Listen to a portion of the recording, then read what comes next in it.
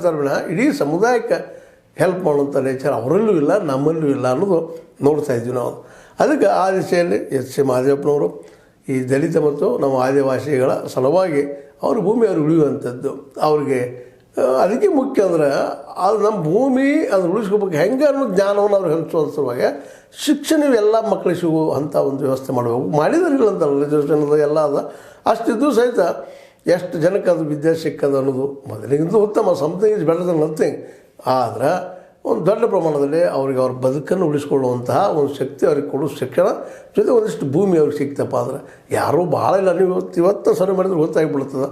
ಒಂದು ಹಳ್ಳಿಯಲ್ಲಿ ಎಷ್ಟಪ್ಪ ಒಂದು 4 ಎಕರೆ 10 ಎಕರೆ 20 ಎಕರೆ ಮ್ಯಾಕ್ಸಿಮಮ್ ಎಷ್ಟು ಇರ್ಬೋದು ನಾವು ನೋಡಿದಂಗೆ ಗಮನಿಸಿದಂಗೆ. ಆದರೆ ಉಳಿದ ಭೂಮಿಗಳೆಲ್ಲ ಮೇಲ್ಜಾತಿ ಇರಲಿ, ಅವರು ಬಂದಿದ್ದಾವೆ ಹಿಂದಿನ ಹಿರಿಯರಿಂದ.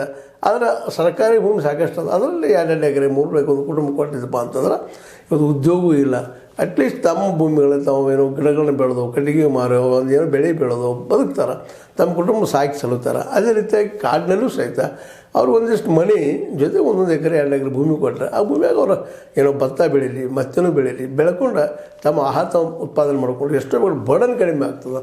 ಅದರಿಂದಾಗಿ ಒಂದಿಷ್ಟು ಏನೋ ಹೊರಗೆ ಬಂದು ಮಾರುಕಟ್ಟೆಗೆ ಒಂದಿಷ್ಟು ಕಾಳು ಕಡಿನೋ ಮತ್ತೇನೋ ಬಂದ್ರೆ ಇನ್ನೂ ಅವ್ರ ಬದುಕು ಸರಳ ಆಗ್ತದೆ. ಈ ದಿಶೆಯಲ್ಲಿ ನಮ್ಮ ಸಿದ್ದರಾಮಯ್ಯ ಸರ್ಕಾರ ಒಂದು ಯೋಚನೆಯೂ ಮಾಡಲಿಕ್ಕೆ ಏನು ಮಾಡಬೇಕಾಗಿದೆ ಜಲ್ದಿ ಮಾಡಬೇಕು, ಅದನ್ನು ಕ್ವಿಕ್ಕಾಗಿ ಮಾಡಿದರೆ ಭಾಳ ಉತ್ತಮ ಅಂತೇಳಿ.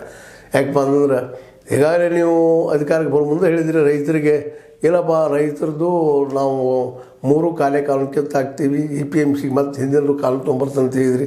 ಈಗ ಮತ್ತೆ ಅದನ್ನು ಇಟ್ಕೊಳ್ಳೋಕೆ ಪ್ರಯತ್ನ ಮಾಡ್ಲಿಕ್ಕಿದ್ರಿ. ಈಗಲೂ ಮಾತಾಡ್ಲಿಕ್ಕಿದ್ದಾರೆ ಎಸ್ ಸಿ ಮಹದೇವಪ್ಪ ಅವರು ದಲಿತರ ಪರವಾಗಿ ಆದಿವಾಸಿಗಳ ಪರವಾಗಿ. ಅದು ಏನಪ್ಪ ಅಂದರೆ ಇನ್ನೂ ಮಾತಾಗಿ ಉಳಿತಾ ಇದೆ, ಅಸ್ತಿತ್ವಕ್ಕೆ ಯಾವ ಬರ್ತದೆ ಅನ್ನೋದು ಆ ಪಾಪ ಸಮುದಾಯಕ್ಕೆ ಸಂಬಂಧಿಸಿದಂಥ ಒಂದು ಸ್ವಲ್ಪ ಬುದ್ಧಿವಂತರು ಓದಿದವರು ಕೇಳಿಗಿದ್ದಾರೆ ಯಾವ ಬರೋದೆಲ್ಲ ಅಂತೇಳಿ. ಯಾಕಂದರೆ ನಾವು ಅಂದ್ಕೊಂಡಷ್ಟು ಯಾವುದೂ ಸುಲಭಿಲ್ಲ, ಸಮಯ ತೊಗೊಳ್ತಾ ಇರ್ತದೆ. ಆದಷ್ಟು ಏನು ಮಾಡಬೇಕಾಗಿದೆ ನಿಮ್ಮ ಅವಧಿಯಲ್ಲಿ ಮಾಡಿದರೆ ಉತ್ತಮ ಅಂತೇಳಿ ದಲಿತ ಪರ ಇದ್ದಂಥ